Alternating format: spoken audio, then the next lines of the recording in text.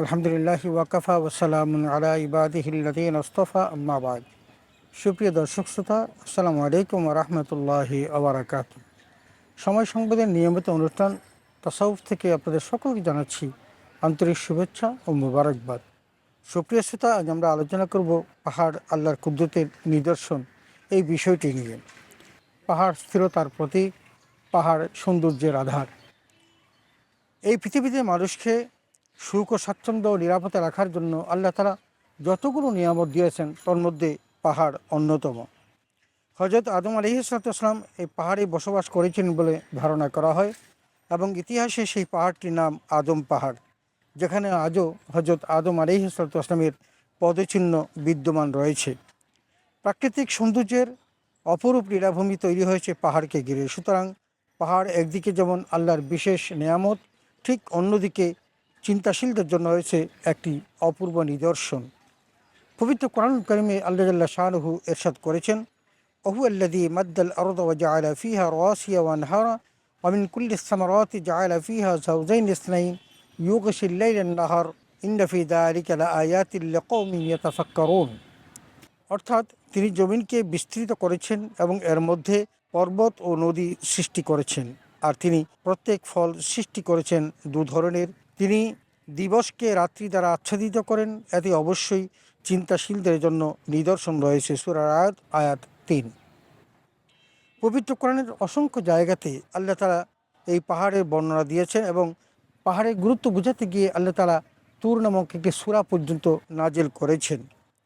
হাদিসে এসেছে আল্লাহ তাআলা প্রাকৃতিক ভারসাম্য রক্ষা করার জন্যই পৃথিবীতে পাহাড়ের ওজন স্থাপন করেছেন, যাতে পৃথিবী নড়াচড়া করতে না পারে এবং পৃথিবীর আদিবাসীদের হেলে পড়তে না হয়। যেমন পবিত্র কোরআনুল কারিমে আল্লাহ তাআলা সূরা আম্বিয়াতে বলেছেন, ওয়াজআলনা ফিল আরদি রাওয়াসিয়া আন তামিদা বিহিম, অর্থাৎ আমি জমিনের উপর সুদৃঢ় পর্বতমালা সৃষ্টি করেছি যাতে পৃথিবী তাদের নিয়ে ঝুঁকে না পড়ে। সূরা আম্বিয়া আয়াত 31।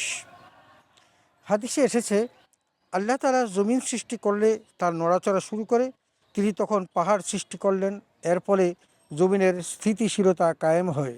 সুনানে তিরমিজি হাদিস 3292। বুখারী শরীফের হাদিসে এও এসেছে আল্লাহ তাআলা শনিবার মাটি সৃষ্টি করেছেন আর রবিবার পাহাড় সৃষ্টি করেছেন। সহিহ বুখারী হাদিস 6965। একটি কথা মনে রাখতে হবে, পৃথিবীর মূল বিষয়বস্তু হচ্ছে মানুষ। সুতরাং মানুষের কল্যাণেই আল্লাহ তাআলা পাহাড় সৃষ্টি করেছেন। আল্লাহ তাআলা পাহাড়কে পেরেক রূপে সৃষ্টি করেছেন। সূরা নাবা আয়াত 7। আল্লাহ তাআলা পর্বতগুলো দৃঢ়ভাবে প্রথিত করেছেন। সূরা নাজিয়াত আয়াত 32।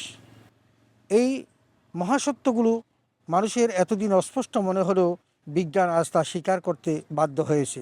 আধুনিক বিজ্ঞানীদের মধ্যে ডাক্তার ফ্র্যাঙ্ক ফ্রেস সর্বপ্রথম স্বীকার করেছেন যে পর্বতের অত্যন্ত গভীর শিকড় আছে পৃথিবীর অভ্যন্তরে। সত্যিকার অর্থে পর্বত একটি ভাসমান বরফ, যা খুঁটির মতো, যার 90% থাকে পানির নিচে আর 10% থাকে পানির উপরে। haruniyahiya.com। কোনো পাহাড়ের সাথে ঐতিহাসিক নিদর্শনও বিদ্যমান আছে। যেমন হজরত হাজরা আলাইহিস সালাতু ওয়াস সালাম তার শিশুপুত্র ইসমাইলকে পানি পান করানোর উদ্দেশ্যে তিনি পানি খুঁজতে গিয়ে সাফা এবং মারোয়া পাহাড় তিনি ছুটোছুটি করেছিলেন এবং সে কথাটিও আল্লাহ তাআলা পবিত্র কোরআনুল কারিমে স্পষ্ট করে তুলে ধরেছেন। সূরা বাকারার মধ্যে আমরা দেখেছি আল্লাহ তাআলা ইরশাদ করেছেন, ইন্নাস সাফা ওয়াল মারওয়াতা মিন শাআইরিল্লাহ, অর্থাৎ নিশ্চয়ই সাফা ও মারওয়া আল্লাহ তাআলার নিদর্শনগুলোর অন্যতম। সূরা বাকারা আয়াত 158। আল্লাহ তাআলা এই সাফা এবং মারওয়ার মধ্য দিয়ে এই ইতিহাসটাকে জীবন্ত করে রাখার জন্য পৃথিবীর সকল হাজি সাহেবদেরকে তিনি প্রকৃত বড় হজ অথবা উমরা হজ যাই করুন না কেন, তাকে এই সাফা এবং মারওয়া দৌড়ানোর জন্য ওয়াজিব করে দিয়েছেন। আমরা দেখি তুর পাহাড়ের সাথে মিশে আছে হজরত মুসা আলাইহিসসালামের জীবনের অনেকগুলো অধ্যায়। পবিত্র কাবাঘর আল্লাহ নবী হজরত ইব্রাহিম আলাইহিসসালাম বিভিন্ন পাহাড়ের নির্বাচিত পাথর দ্বারাই তৈরি করেছেন। জড়বস্তু হিসাবে পরিচিত এই পাহাড়েরও যে প্রাণ আছে তা প্রমাণিত হয় এই আয়াতে কারিমার দ্বারা। আল্লাহ তাআলা ইরশাদ করেছেন, লাউ আনজালনা হাযাল কুরআন আলা জাবালিন লারাআইতাহু খাশিআম মুতাসাদ্দিআম মিন খাশিয়াতিল্লাহ, অর্থাৎ এই কোরআনকে যদি আমি পাহাড়ের উপর নাজিল করতাম তবে তুমি অবশ্যই তাকে আল্লাহর ভয়ে বিনীত এবং বিদীর্ণ দেখতে পেতে। সূরা হাশর আয়াত 21। আমরা জেনেছি যে হযরত আদম আলাইহিসসালামকে আল্লাহ তাআলা জান্নাত থেকে যখন পৃথিবীতে পাঠান, এই পাহাড়ের পাদদেশেই তাকে ফেলেছিলেন এবং সেখানে তার পদচিহ্ন আছে। হযরত মূসা আলাইহিসসালাম তিনি তৌরিত কিতাব পেয়েছিলেন এই পাহাড়ে উঠে, এবং তুর পাহাড়ের সাথে হযরত মূসা আলাইহিসসালামের অনেকগুলো ঘটনা জড়িত। এমনকি যখন আল্লাহকে তিনি দেখতে চেয়েছিলেন তখনও কিন্তু আল্লাহ তাআলা তাকে বলেছিলেন, হে মূসা, তুমি তুর পাহাড়ের দিকে তাকালে যদি তুমি ওই আমার আলোক রশ্মির যদি একটি অংশ তুমি সহ্য করতে পারো তাহলে তুমি আমাকে দেখতে পাবে।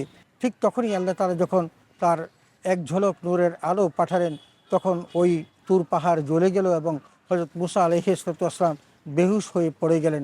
এটি একটি পাহাড়ের অন্যতম ঘটনা। ঠিক তেমনিভাবে হযরত ইব্রাহিম আলাইহিসসালামের ঘটনা, হযরত হাজরা আলাইহিসসালামের ঘটনা, আমরা অনেকগুলো ইতিহাস জানি এই পাহাড় সম্পর্কে। পবিত্র কোরআনুল কারীমে আল্লাহ তাআলা স্পষ্ট করে দিয়েছেন যে পৃথিবী যখন টলটলায়মান ছিল এবং সে যখন হেলে দুলে পড়ছিল, তখন হাদিস বলছে যে আল্লাহ তাআলা পেরেক রূপে এই পাহাড়কে স্থাপন করেন। এই মানুষের কল্যাণে আল্লাহ পাহাড় সৃষ্টি করেছেন এবং এটি একটি আল্লাহর কুদরতের নিদর্শন।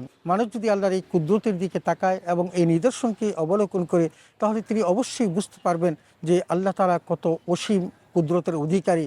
এই বিশাল পাহাড়কে আল্লাহ তাআলা তৈরি করে দিয়ে মানুষকে বোঝার একটা সুযোগ করে দিয়েছেন যে আল্লাহর সৃষ্টির মধ্যে এমনও সৃষ্টিজীব আছে যেগুলো উচ্চতায় অনেক বড়, আবার এমনও প্রাণী আছে যেগুলো একেবারে ক্ষুদ্রাতি ক্ষুদ্র। অতএব মানুষের অহংকার করার কোনো কিছুই নেই। এই পাহাড়ের কাছে মানুষ যদি দাঁড়ায় নিজেকে অসহায় মনে হবে, তারপরও আল্লাহ তাআলা মানুষকে শ্রেষ্ঠ জীব হিসাবে সৃষ্টি করেছেন, আশরাফুল মাখলুকাত হিসাবে সৃষ্টি করেছেন। আসুন আমরা পাহাড় যে আল্লাহর নিদর্শন এটাকে বোঝার চেষ্টা করি। এই সুন্দর জগৎটাকে সৃষ্টি করে আল্লাহ তাআলা মানুষের কল্যাণে সব কিছু নিয়োজিত করেছেন। এই কৃতজ্ঞতাকে প্রকাশ করেই আমরা আল্লাহর প্রতি সিজদাবনত হই। আল্লাহ তাআলা আমাদের সকলকে সে তৌফিকে দান করুন, আমিন। ওয়া আখির দাওয়ানা আলহামদুলিল্লাহি রাব্বিল আলামিন। আসসালামু আলাইকুম ওয়া রাহমাতুল্লাহি ওয়া বারাকাতুহু।